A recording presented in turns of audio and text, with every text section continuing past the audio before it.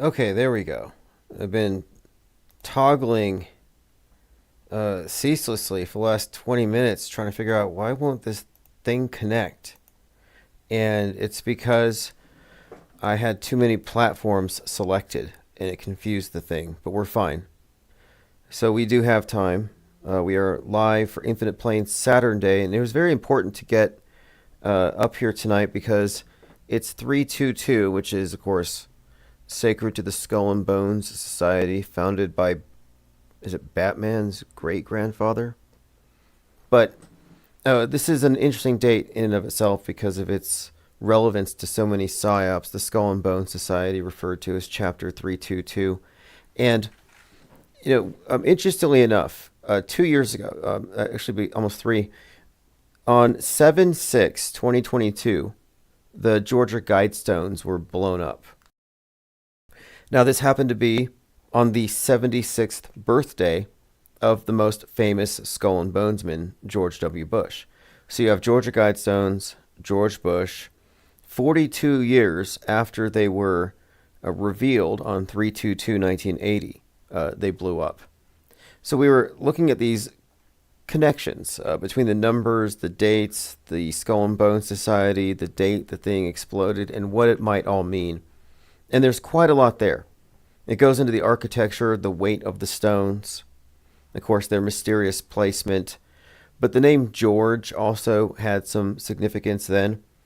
So anyway, it kind of just struck me as interesting that it was reported today that boxer George Foreman passed at 76 because it's 322 and immediately just kind of sets off my Metascript detector. I'm like, George 76322, what is coming through here?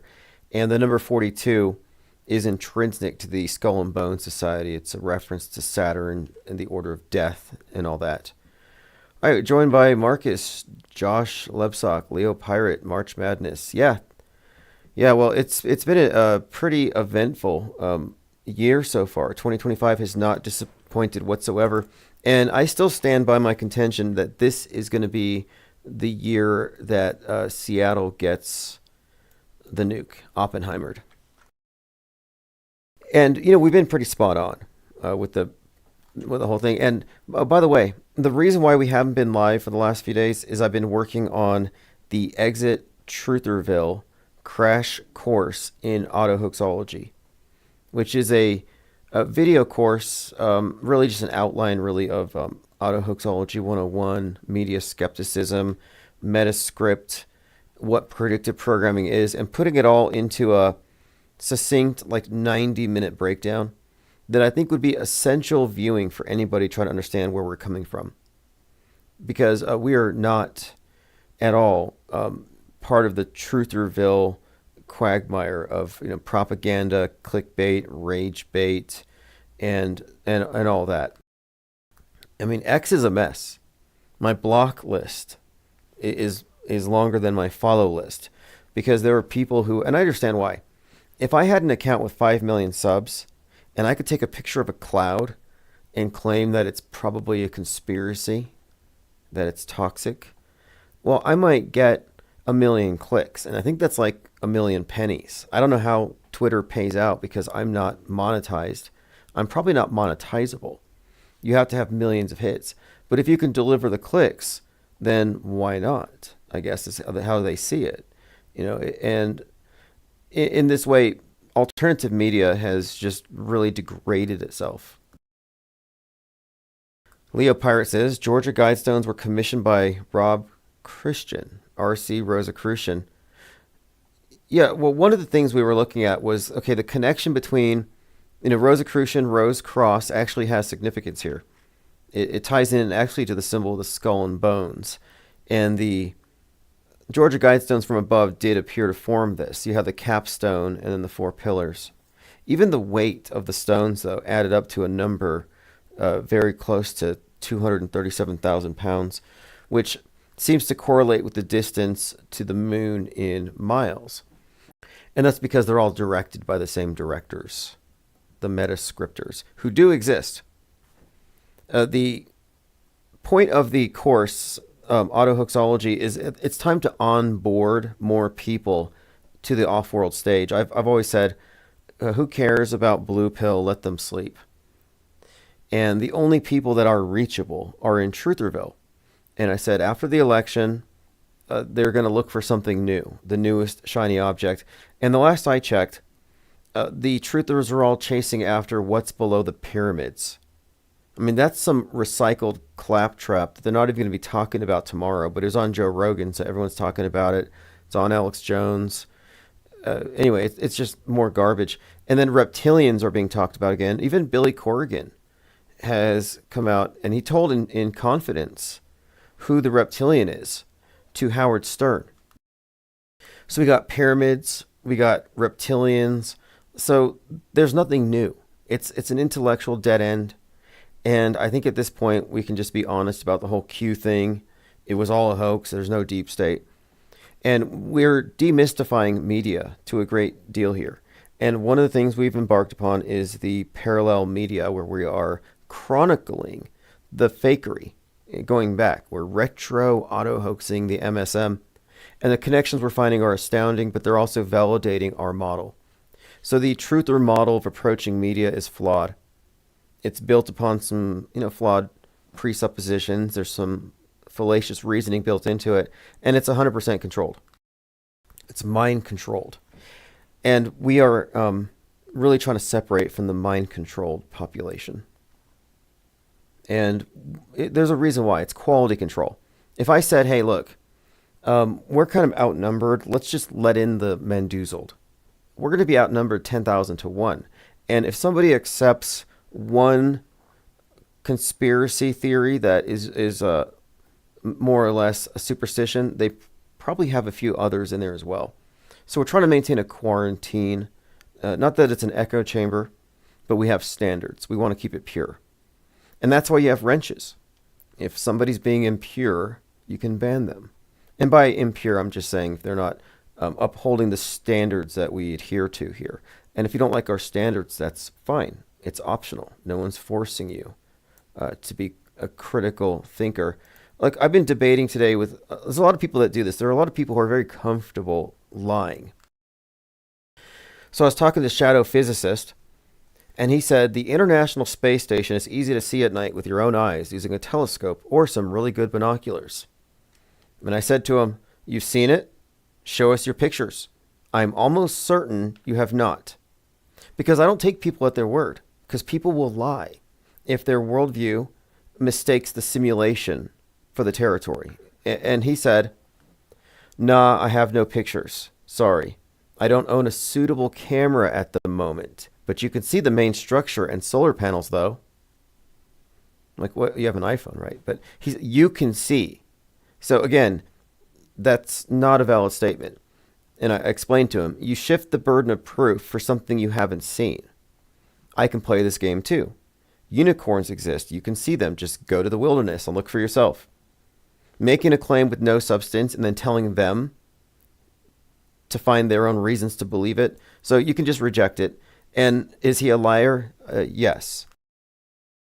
And it's impolite to say so, but it's accurate.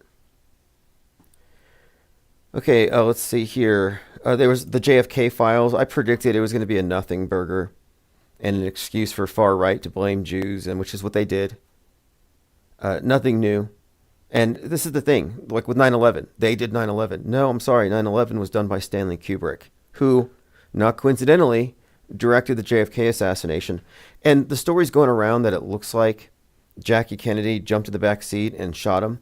It looks like that because she's pulling the wire on the squib inside of the dummy's head. Because in all likelihood, in all certainty, it wasn't just one shot. This was multiple takes. This was a movie. This was a psyop. Multiple giveaways. You got to look into the crisis actors at the time. And it has all the same hallmarks: predictive programming, concurrent programming. Lee Harvey Oswald was said to have been influenced by a couple Frank Sinatra movies, Suddenly, The Manchurian Candidate, and there might have been a third. But again, this was referenced by the media, and on the day leading up to it, the news commentators were talking about various times where assassinations happened because the security detail failed. But again, somebody in the comments here says, the JFK clone doesn't look bloody or anything. And my response to this was, dummy, not clone. And the presumption is, of course, that people think that it was like the Zapruder film, that the film is objective. And that's one of the things I pointed out in the Exit Truth or Fill course. You need to drop the assumption that film is objective. It's all about framing and, of course, context. And, it's just kind of naive. Trick photography is as old as photography. And the Zapruder film was something that wasn't even revealed for like 12 years after the fact. That's a long time to construct something. And I think also that Kubrick and the JFK thing, that in itself represents, I think, the entrance into this era of mass synchronization through media, where they do some kind of big event that the whole world has to shift as a result of, like plot twists, assassinations, moon landings, terror attacks, pandemics. All right, let's see here. What's up, Ted Stryker? Braveheart says, I feel like we're in an allegorical purgatory. I put out this short allegory called Forest of Fakery. It's an audiobook on Kindle, and I put it up there today. It should be live likely tomorrow. It's only a few pages, but I think it makes sense.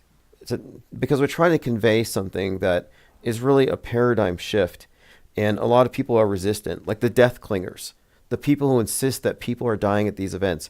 They're operating on old software, an archaic frame of reference that is not inclusive of media fakery.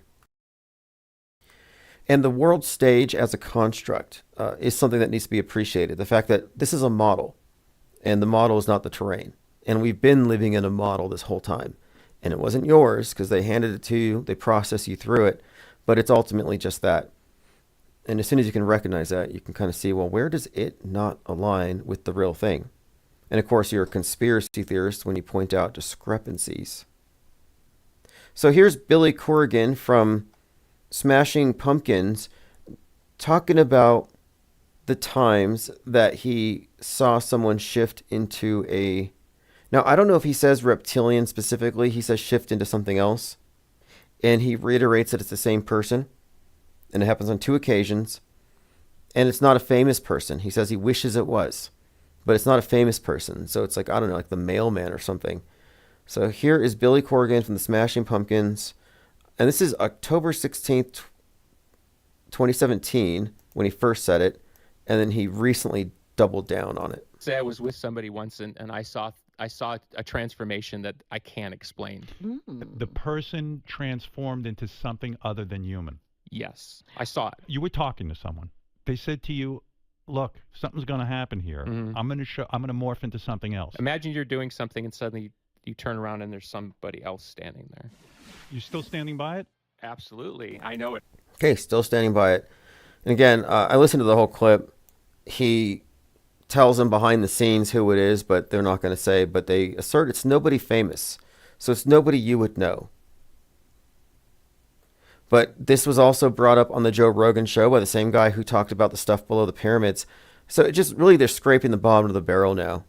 Talking about pyramids and all this recycled stuff. It's like no good psyops going on. I did notice today Say So P and Sauce Waka injured in a shooting in Memphis. I think Say So P died. I didn't see any red flags of hoaxery other than the date. But my perspective is I don't have enough information to know it's true. I did see video of the guy on the ground by the ambulance and somebody said he's still alive. But I need to wait a few days before I can mourn.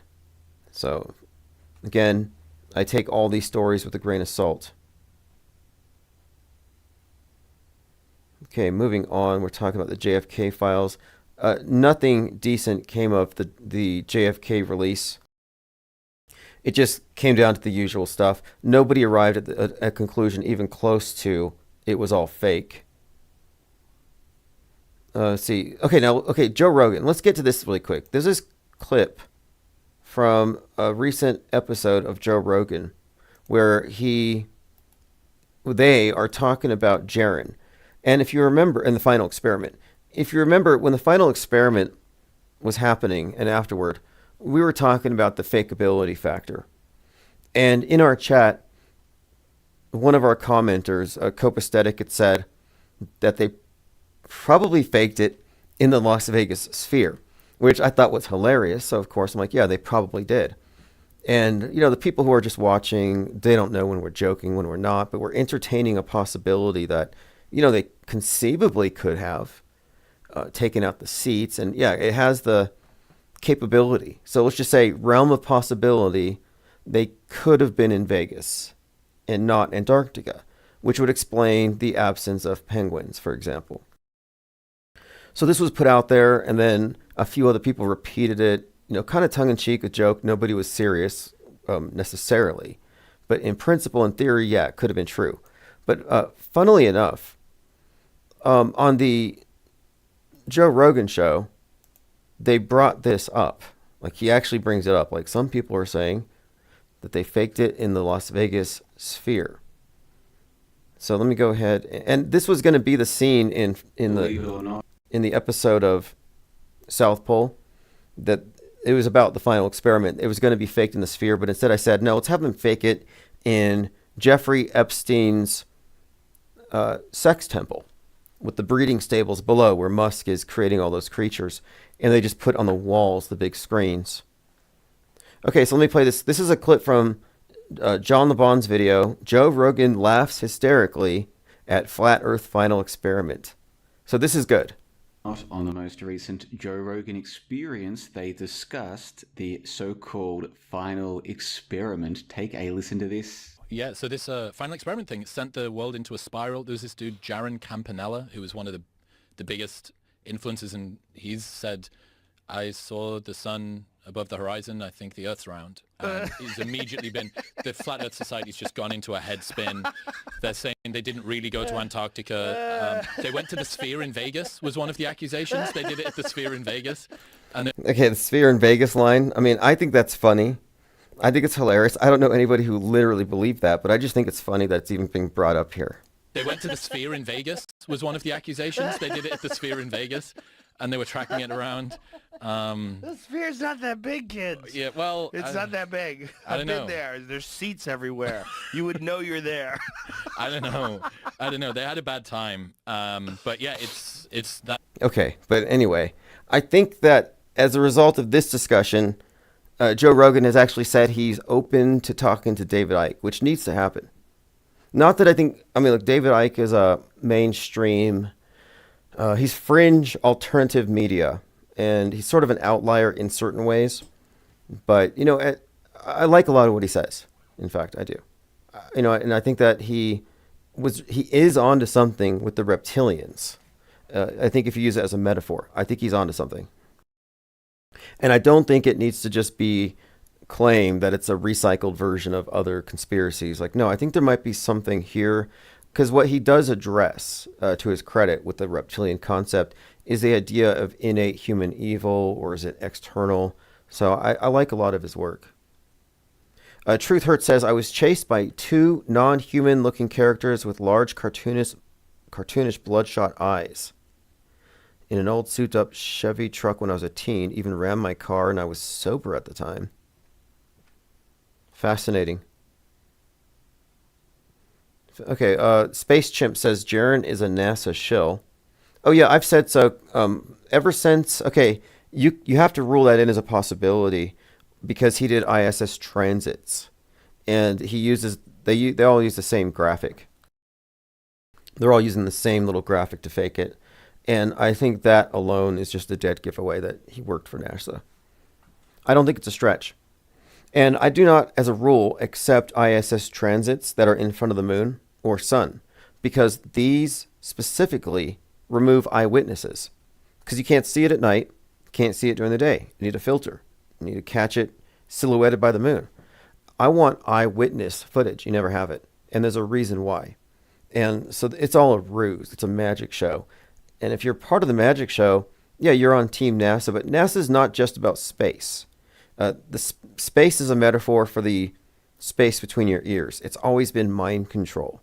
It's always been psyops. This is why you have the overlap of Stanley Kubrick directing Apollo 11, Stanley Kubrick directing the JFK assassination. It's the hoaxery above and below.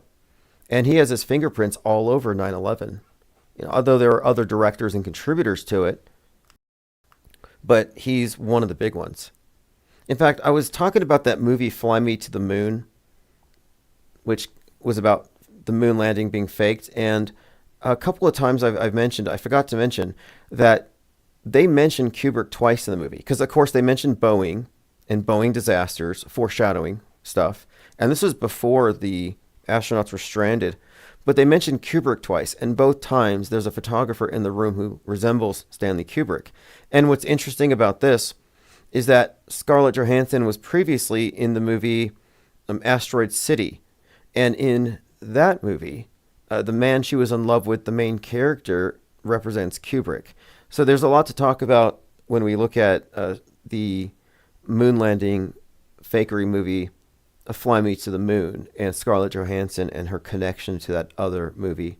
And I'm going to do a deep dive onto it. It's all very fascinating, and there are layers to it. I need to go rewatch that movie, Asteroid City, because I walked out because I thought it was annoying, and I actually left.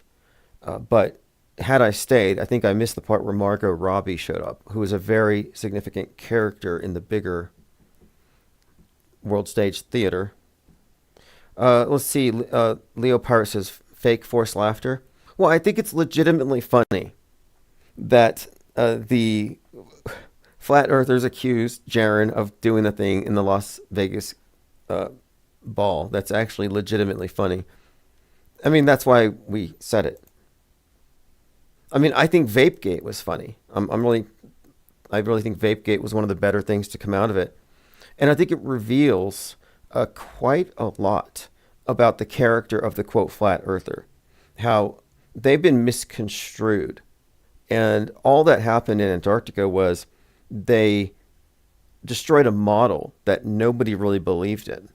I mean, the people who put up these letters said, I'm no longer a believer. It's like, well, you shouldn't have been in the first place. You don't see me confessing for anything here or apologizing for being wrong, because we weren't wrong. We weren't making assertions. We were denying the legitimacy of what is presented. But we hadn't formulated a perfect alternative. It's still an open system of information as far as I'm concerned. Leo Pirate says, I can't believe David Icke hasn't already been on JRE. Yeah, it's kind of strange. I think it is strange. And he gets a lot of people on there who are just recycling David Icke's ideas. And I've always found that kind of annoying. Like the QAnon shaman, the guy who ran up, the Capitol Hill with the spear. Looks like he smells like roadkill. He's been on Joe Rogan. And it's like, come on, bring David Icke on. Just go full-blown reptilian. And a lot of that stuff is recycled satanic ritual abuse, which is a hoax, in my opinion. And if you go back and read Children of the Matrix, it's the QAnon story. Blood drinking, adrenochrome harvesting Clintons. It's just so unoriginal. The propaganda from the last 8 years has just been unoriginal. Leo Parr says Vapegate was funny. Vapegate was funny. It was ironic, and it was sort of like the domino. If that hadn't happened, then it probably would have, I don't know what it would have done. It's still a bigger question. And again, my contention here is that you're under no obligation to fall into the either or that they've set up here, which I think is kind of fallacious and intentional. The shape debate. You can be shape ambivalent. You can be even shape agnostic. Because unless you can explain what is behind space fakery, then you're in no position to say that the model we've been given is complete, which is not there. So we can't make any assumptions based on it. So I need more information. And as a skeptic, I'm entitled to suspend judgment for years if necessary. I mean, we still don't know what's at the edge of the universe. I mean, a part of the scientific process, the scientific method, is recognizing where your information is inconclusive, recognizing where you don't have answers, and that you may not have them at the time. So you formulate your best theories. And so maybe the ball is the best explanation for a lot of the stuff, but I don't think it's necessarily a complete closed model yet. And I'm not really a denialist. I don't believe in science denialism. I'm not opposed to the idea that we are evolved apes, but I don't think that's the entirety of the story. Thoughts on the new Great Pyramid news? Yeah, I think it's very shilly. That's my thoughts on it. I immediately saw the usual stuff. A bunch of TikTokers doing the finger wag, pointing at how some remote viewer saw elevators below the pyramids. Like, this is not new. This is like, again, this is recycled stuff. This is circulated around and it's just coming back. By the way, happy 33rd anniversary National Geographic. Don't know what that might portend, but yes, 33 National Geographic. By the way, Gene Hackman and his wife were married for how many years? Courtesy of Lean Dion. Oh, 33 years. What does that mean? Hoaxy. Metascripty. Doesn't mean people don't die, but it means that sometimes their exits are theatrical. Listen to this, posted by Infinite Jack. TV meteorologist in Boston under fire for saying that the SpaceX splashdown had strong hints of AI. Now, this is funny because if you watch the splashdown of those astronauts, my first thought was it looked like Persistence of Time, Salvador Dali, the melted clocks, looking at the parachutes. In fact, I think I highlighted that image. I might have it out here somewhere. But that was my initial impression. I thought, this looks like AI. And it's funny that someone working in the news media, just expressing likely an honest opinion, hey, this looks fake, would get in trouble for it. But you shouldn't feel bad about that. Musk has even said himself that it looks like CGI. You know, it doesn't mean it is. He says it's not, but it looks like it. He agrees on that. So if you look at the two images here, there you got Dali, and he's kind of been, I don't know, called to the world stage ever since that boat called the Dali hit the bridge. There's that Dali painting Bridge to Nowhere I think we were talking about. But look at the circles on the parachutes and compare them to the positions of the clocks. And I only highlight this image because this is the one that was being propagated by the mainstream sources. And I kind of think that these associations are somewhat universal, like everybody would agree type things. And you find this to be a consistent thing. Like, people arrive at the same conclusions. They're responding to the meme in the same way. But I'm just wondering, does anyone else here get the vibe, the surreal Dali vibe from this particular still shot? I would say yes, and I would say it's not coincidental. I think they artfully arrange things. How many times have we seen this? I mean, January 6th, you had various scenes where the Vikings sack, it looked like the sack of Rome. They're consistently borrowing from these various sources, and there's been, by the way, there's been a lot of Odyssey in the news we've been getting into. Leo Pyra says, Charles Russell, the precursor founder to the Jehovah's Witnesses, used the measurements of the Great Pyramids for his biblical eschatology. That's interesting. The height of the Great Pyramid in inches, 5776, which is the year of America's founding on the Masonic calendar. And then you trace it back, and 1776 AL on that calendar corresponds to the, and this is their lore, the beginning of the Tower of Babel's construction.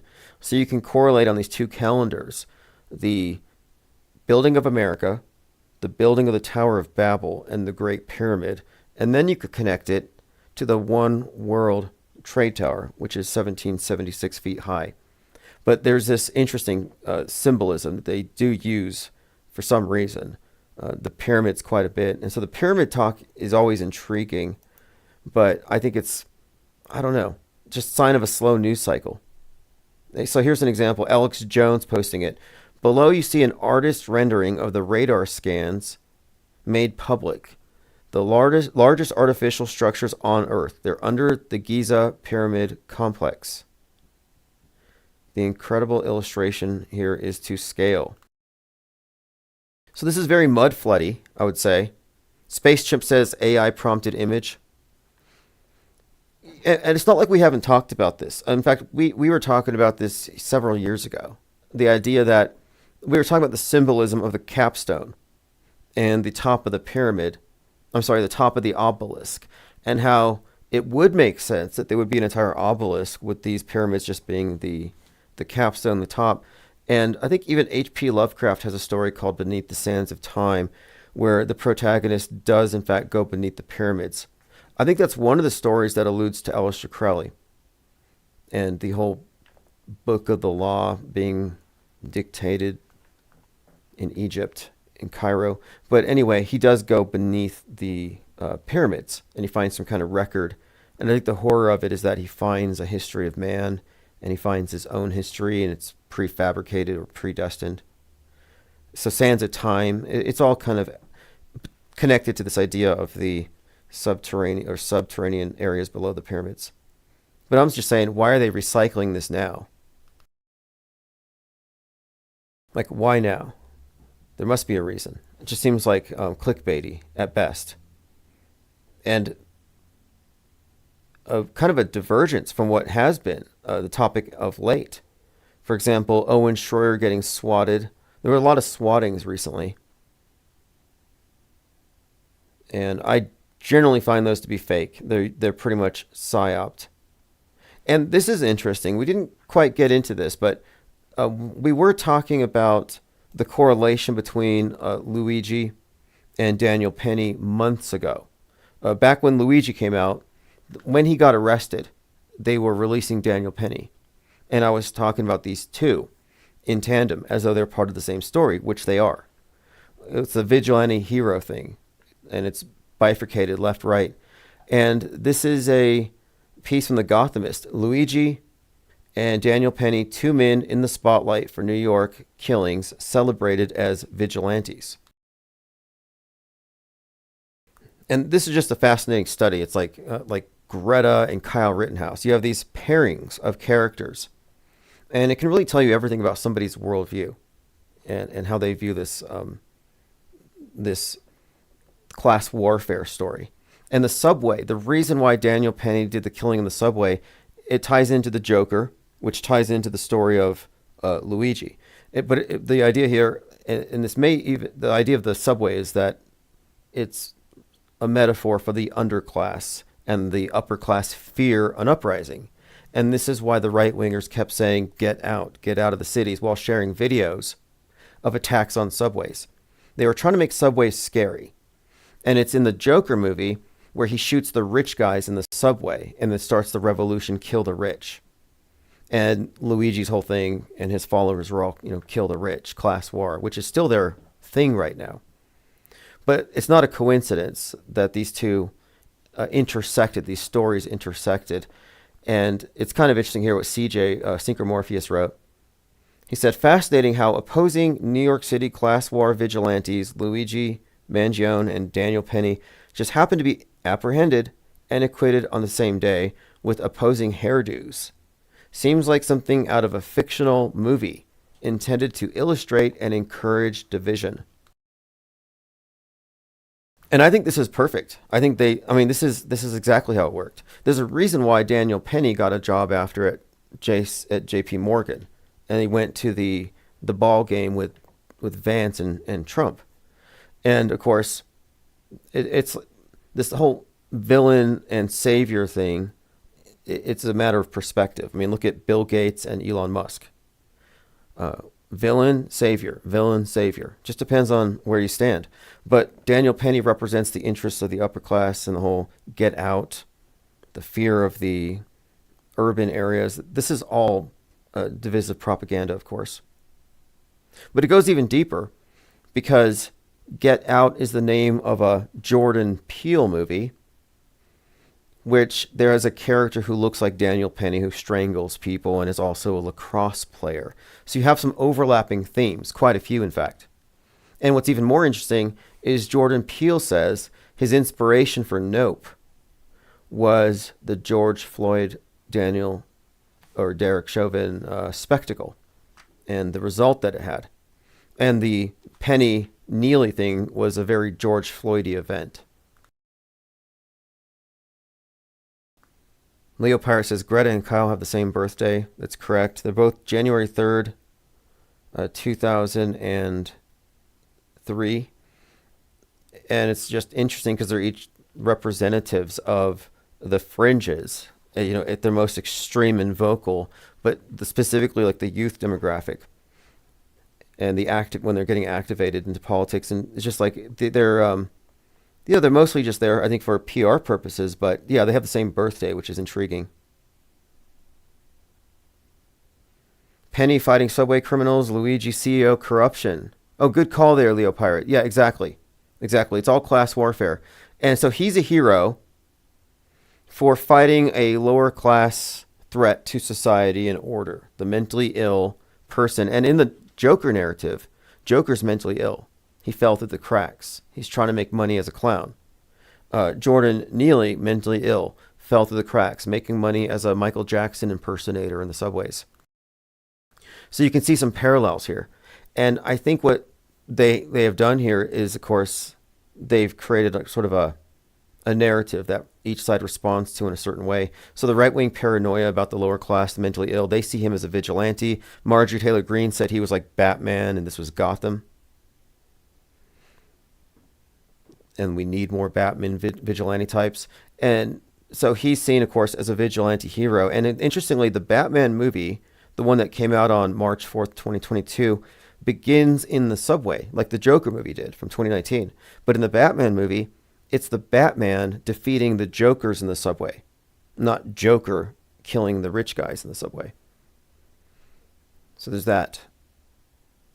So then, of course, Luigi killing the CEO makes perfect sense. And he's a pretty, I would say, metascript rich character. There's many layers to it, but one of the layers is that he had money, he had means, but he sacrificed it for the cause.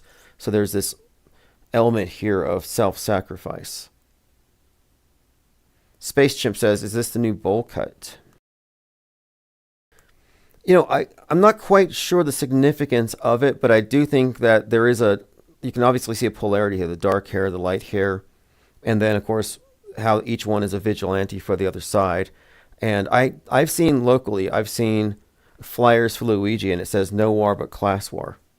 And so the whole thing of people dressing up like Luigi and talking about killing the rich parallels the Joker movie, where they all put on clown masks and gather to kill the rich. That's the whole theme.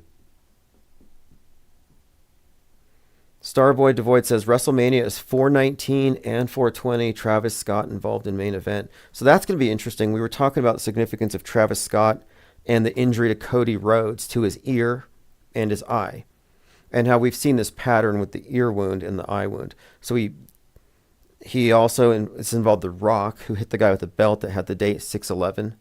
So that was highly ritualistic. And of course, with Travis Scott, there's some Astro World stuff that's probably relevant. The crushing deaths that represented like the Rock Slide Festival, similar situation. Auto-tuning people to death. But that event had some interesting elements. The portal to hell, the people going through the portal. But it should be interesting to see his involvement there, because they were trying to pass it off as real. They were saying that The Rock and Travis Scott went too far and they did real damage, and they gave the guy a black eye and they popped his eardrum.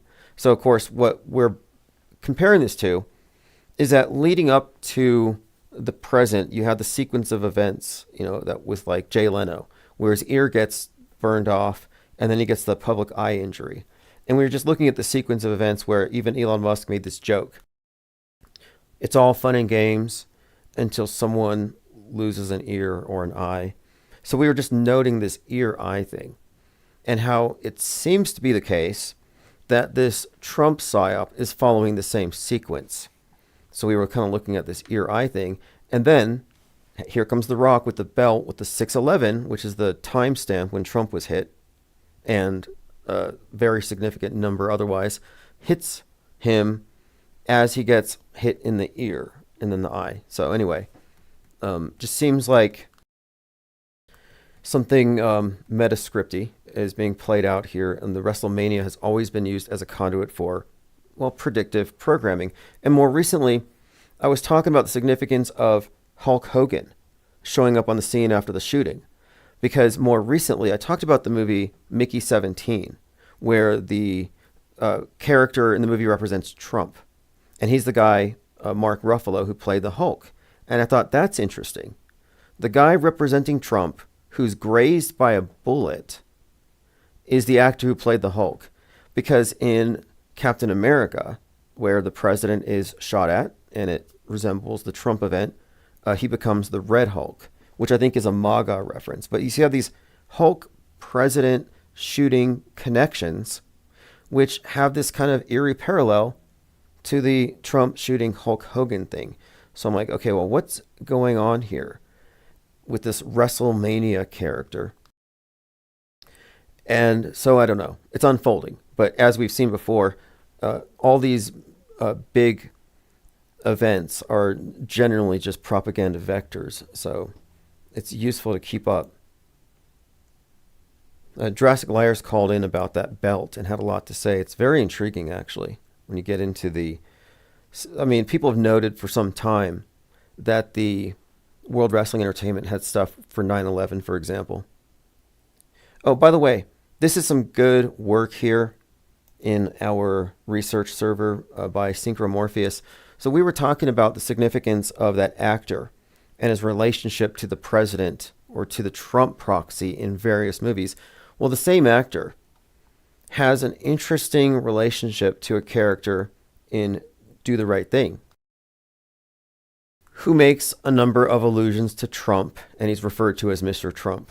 So this is from Do the Right Thing, which is the movie that Barack and Michelle Obama saw on their first date. And it's just interesting because you see the same pattern going back for some time.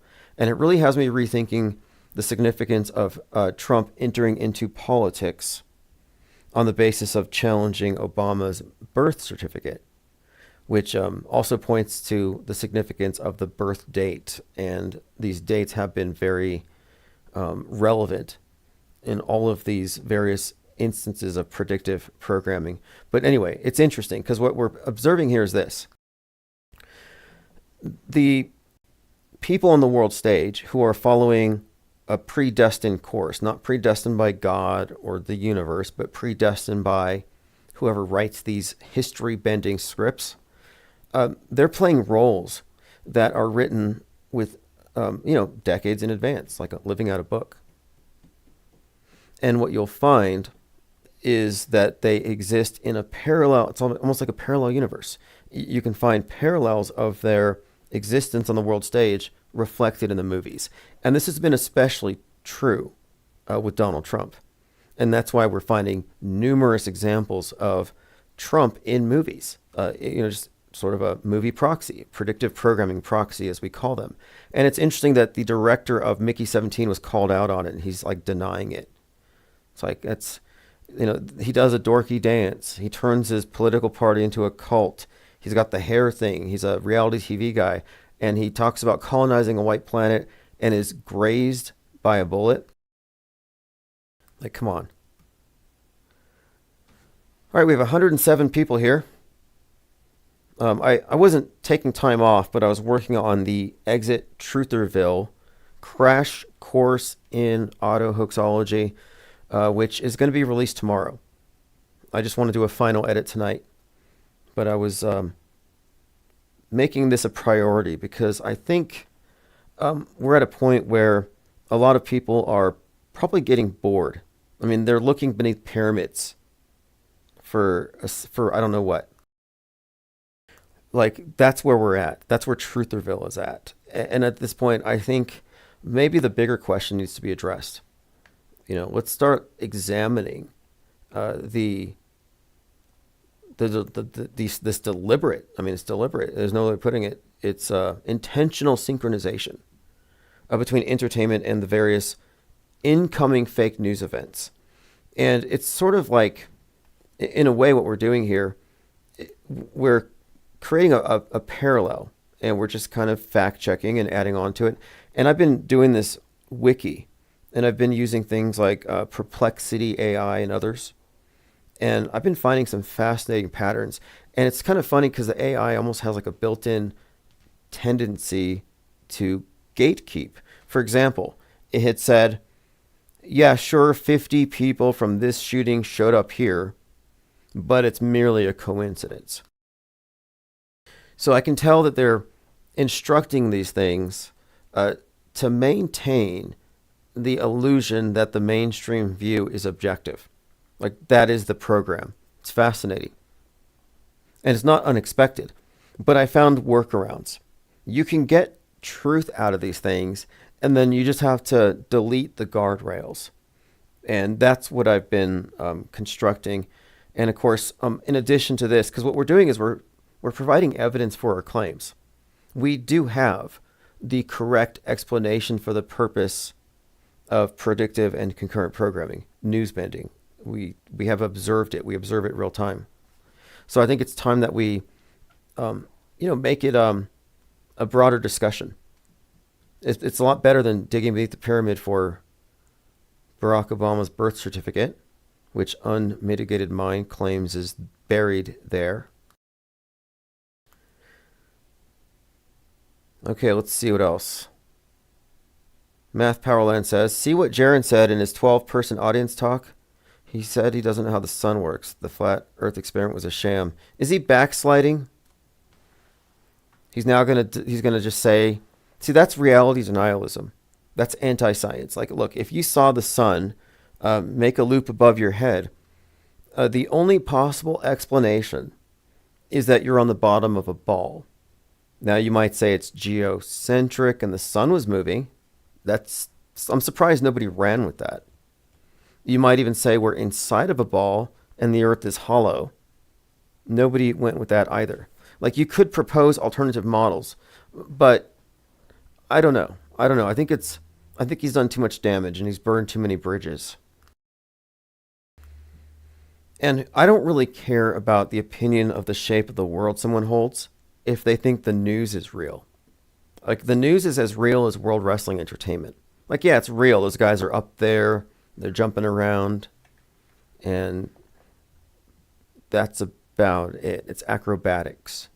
And the news is mostly performative. I mean, a lot of it is real, especially the weather. But even that is biased in favor of blaming capitalism. And so Coyote Smoke and Mirrors joined us. Says intentional synchronization. Yes, good phrasing. Yeah, it's entrainment. And, I think what it really has to do with is the entertainment, whether it's novels, movies, comics, video games, that represents the subconscious, the dreaming mind, the imagination, where it's like kind of open season for them. They just plant ideas and narratives and get you to identify with certain characters. And then, of course, they synchronize it with the news. And so, like, you're watching Luigi Mangione murder somebody next to a hotel, and they don't even empathize with him. Like, the guy might have a family and a dog. Like, they're just like, good job, you killed a CEO. And it's like, well, what is this? Well, then you can kind of see, well, they identify with the Joker. They identify with the struggle. They see this as justice in a class war. And so I think it's like the intentional synchronization is to influence how you interpret future fake news. First of all, to make sure you accept it. They inundate you with movies with space junk and stuff falling from the sky, and then they make space junk headline news and everybody accepts it. And I think it's the same way when it comes to introducing a radical new narrative. So now, and I said this when I watched The Madness, the number one movie on Netflix at the time, I said this is going to precipitate or foreshadow class war, the response to a fascist takeover. And all this stuff was foreshadowed repeatedly. The Joker and the Riddler, the archetype of the poor falling through the cracks. This is nothing new. And it's predictable because you can, reliably look at Netflix as a gauge as to, what's to come. All right, let's see what else here. Space Chimp says there was a Futurama episode with the pyramids where rocket ships and they flew to Mars. The pyramids were rocket ships. Oh, that's interesting. And they fly to Mars. It's not insignificant. I mean, probably unintentional on their part, but the obelisk is in fact still worshipped today and adored. But it's just the rocket. SpaceX, the Falcon rocket, Saturn rocket, NASA, all these different names they're all very significant, but essentially you're looking at a pagan bit of pageantry. And the rocket's primary purpose is to be an obelisk. The vehicle to another planet, that's just a misleading narrative, but its real purpose is religious symbolism. And I think going to Mars is not about a change of a geographic location, but it's about a worldview shift. And it's about the transition into the age of Mars, the age of Horus. The green agenda kind of leads the way here, but I think it's a worldview thing. So they're going to make Earth Mars, just for future reference. You might want to keep that in mind. All right, so let's move on. We were just doing some deep dives and a lot of fact checking, and it's really intriguing. I'm not going to go into all of it here now, but Do the Right Thing, Spike Lee, a great deal of significance here. A lot of the same faces showing up. It says here, Spike Lee wanted De Niro to play the character who is going to be, quote, Mr. Trump, which is also intriguing. I mean, De Niro is one of these interesting ones because he was Travis Bickle, the inspiration for John Hinckley Jr. to shoot Reagan. And I've done a deep dive into that. I have an article on Wiki about it. But Travis Bickle was an inspiration for the Joker. And, of course, the Joker shoots De Niro. And, of course, Bickle's an assassin. So you get this sort of a circle here that's formed where De Niro will play alternately the assassin and the assassinated in the same scenario in multiple story contexts. It's very clear in Machete, where he's giving a speech about illegal immigration when he's shot at. And interestingly, the shooter is shot at and his ears bloodied up. But that alone is interesting because that's exactly what Trump was talking about when he pointed at the sign. But the De Niro connection has been there. That's why De Niro is so publicly Trump deranged. They've been really doing this interesting work of intersecting what I call the world stage and then, of course, the fictional universes. XG says that's the movie Stargate from the 90s. Also at the end of John Carpenter's movie They Live, they do open up this portal to Mars. Like that is a thing they do at the end after they infiltrate the meeting. And I might have to rewatch that one. Again, John Carpenter, it's a documentary, right? They Live. Okay, listen to this. This is just from The Guardian. Just to put into context, Do the Right Thing and why we're talking about it. We're talking about it because there's an actor who plays a character Bugging Out, which has the initials BO, which is kind of interesting. So we're talking about this Barack Obama, Donald Trump dynamic. And I think I also arrived at a conclusion as to what these two characters represent. They represent 1776 and 1619. This has been a reoccurring dynamic that we've seen, and it was very pronounced in the Obama's movie Leave the World Behind, where the boat, the White Lion, hits the shore. The emergency system's broadcast signal is 1619, and 1619 is when the White Lion arrived in America, beginning the transatlantic slave trade. And 1619 is the year that has been termed, it's been the subject of this 1619 project about redefining America, but setting our timeline further back, not just starting it at 1776, exclusive of what preceded it. So you have this interesting dynamic because there's two different views. There's the critical race theory view, and then there's the MAGA view of America. And 1776 and 1619 are the 2 years that exemplify these. And you see this dynamic being played out, I think, with Trump and Obama throughout the movies. And it's just interesting because in the last few years, a number of movies had exhibited the same pattern to where it's predictable. And they're using the same actor. So Synchro goes back and he looks into it. And it says here, Spike Lee threw a big party with a special video message from Barack and Michelle Obama, who had gone to see Do the Right Thing on their first date. But now listen to this. When careworn pizzeria proprietor Sel, played by Danny Elio, says he's thinking of quitting and turning his place into a condo called Trump Plaza, or Trump's Plaza, the dialogue lands with a slap. It's easy to get excited over eerie prophetic references to Donald Trump in movies from the 80s and 90s. So this is just kind of a reference to how the movie was prophetic. And one of the things that we point out here is that directors are not prophets. This isn't signs from the universe. These aren't synchronicities. We're looking at an intelligently guided story, a history that is being performed in front of our eyes in the form of a never-ending reality TV show / magic show. And the more we analyze the characters and their movie parallels, the more we're seeing patterns that shouldn't exist, that wouldn't exist, that could not exist, that can't exist unless they're intelligently placed.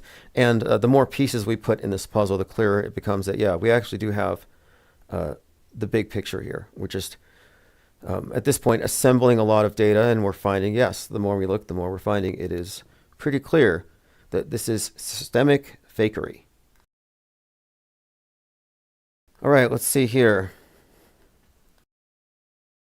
Yeah, today, 322 Skull and Bones Day, founded by Batman's grandfather. They mentioned that in the 1966 episode.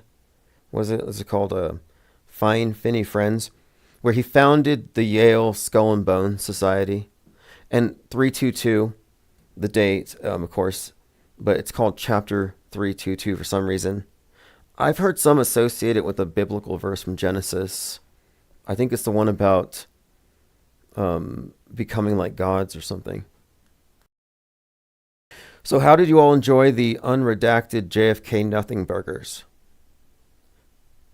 I saw a lot of people milking it for clicks. Okay, the Epstein files. Epstein files 1 week. And it turns out it was nothing. It was the same stuff in a new folder, handed to influencers to milk for clicks. That's all it was. And people saw it, they got outraged, they got bored, they forgot about it because a week had passed. Apparently that's how long we remember things. And now it's JFK files, and it's nothing.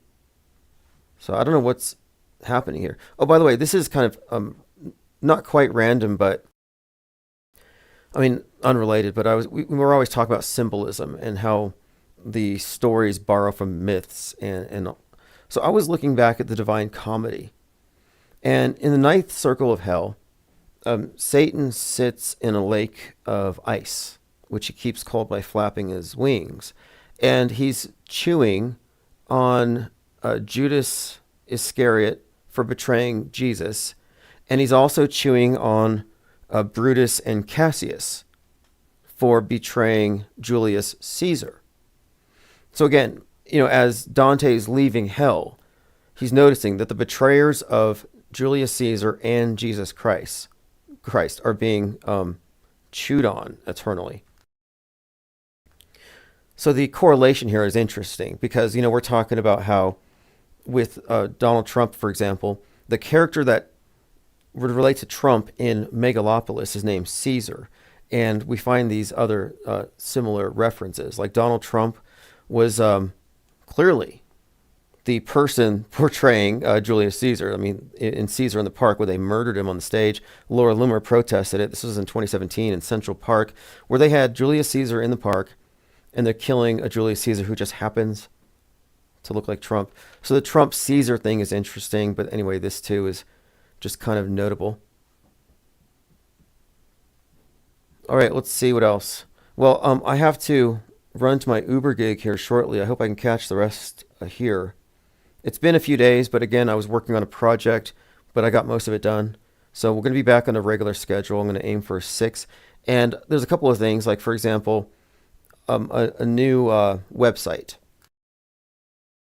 The InfinitePlayingSociety.com website hasn't really been anything for some time. As in, it's just been like, I guess, a domain forward to the Substack. Well, the Substack, of course, is for notifications and newsletters and such, but there wasn't really a site where I could put together all of the content here, past relevant information and articles. And so I decided to set up the site, and I've been working on that as well. So I'll send out a link if you want to take a look, and you'll see why it might be useful.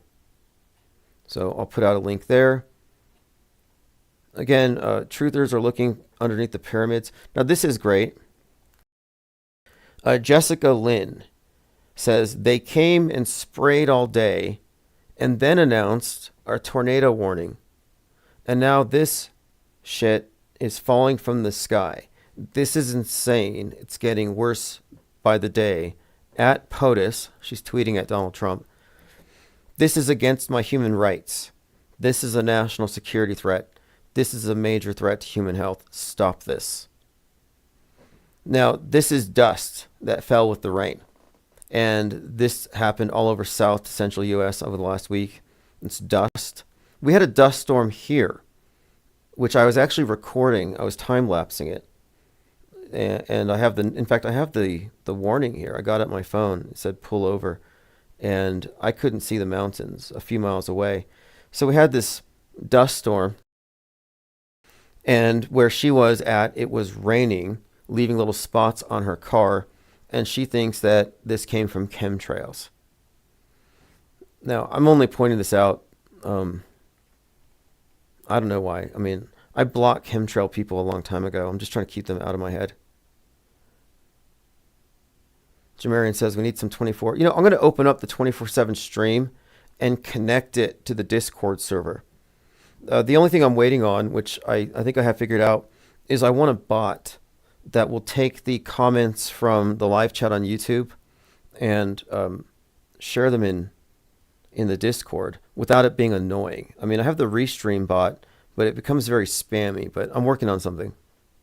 But once I have that, I think it would be very fruitful, especially now that I really want to focus on building up content on the Wikipedia, the retro auto-hoaxing of anything you find significant. And we're also using, again, everything available. And I think Perplexity, almost more than anything, I think Perplexity has been really great for putting together the relevant information.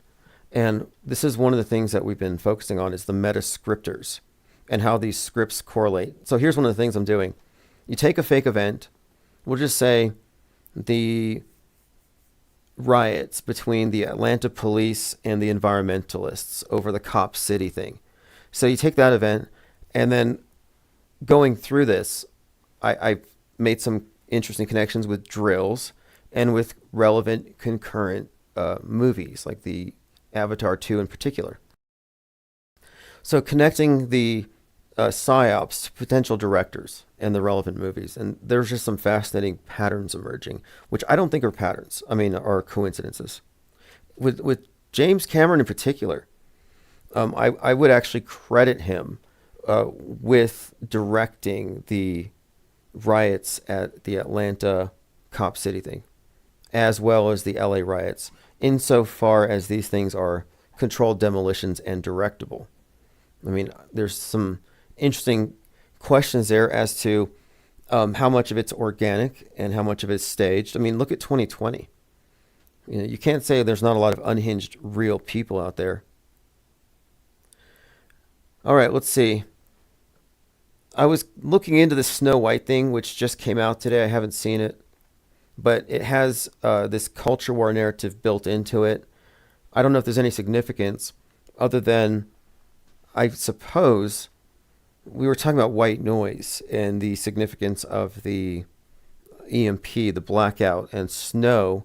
So if you haven't seen the end of Game of Thrones, when Westeros burns, they say winter's coming, and it's all a reference to nuclear winter. So when the dragons burn down Westeros, the ash is mixing with the snow that begins to fall. So there's always been this kind of correlation between snow and fallout and white noise is about the toxic airborne event. So I thought, coming out on 322, there might be something here. And it does have this kind of a culture war thing where Snow White has a different explanation for her name, and it has to do with having survived a storm, which is also kind of a significant term. If you look at, Dylan Storm Roof, the storm is coming, storm front. So there might be something here, something meta-scripty in it. I don't know, but the release date just sounds kind of interesting. And here's an example of a headline. Conservative reactions to Rachel Zegler were unhinged from the jump. It says right-wing freaks are upset that she does not have skin white as snow. And so it's that kind of thing. So it just seems extremely staged to me, but the timing of it is interesting. Now there's a bunch of these videos. New radar scans reveal an extensive network of megastructures beneath Giza's second pyramid, going 1,970 feet deep, 8 massive tubular wells leading to 2 underground cubic chambers. So you have a lot of this going around. It's like that game of telephone, just people are passing it on as though they are a valid source. Again, I think it's a sign of decline. Trutherville has run out of ideas. No more Q drops coming. Billy Corgan's coming out with his reptilian stories. Sad state of affairs. By the way, I am putting up some posters. Here's one. How the programmed and the deprogrammed process world stage events. I think we need to have these, and I am putting these flow charts into the Exit Trutherville thing because this is really fundamental here. And I have no problem in just pointing out that a lot of people are essentially in a cult, that the dominant worldview has taken on the status of world state church. And how you process the information, the level of objectivity you ascribe to it, determines the conclusions that you arrive at. And you can really just kind of chart it out. And I think that all rational thinking skeptics should eventually arrive at the right place, which is, I would contend, where we are, which is in a place of suspension of belief. And this isn't some knee-jerk anti-position, just being contrarian. It's actually, I would say, healthy. The people who believe headlines are relentlessly assaulted with ridiculous narratives, and it's like week after week. What's the psyop of the week? It's the see, it goes from one to the next, and then there's no continuity, and now they're just digging at the bottom. Reptilians and digging beneath the pyramids. Anyway, thanks again for hanging out. We'll be likely live tomorrow at the same time. I'm just going to finish up what I was working on, but I'll put a link below if you want to subscribe to the newsletter. And I'm also putting transcripts with links. So I have a link to the JLB video and others.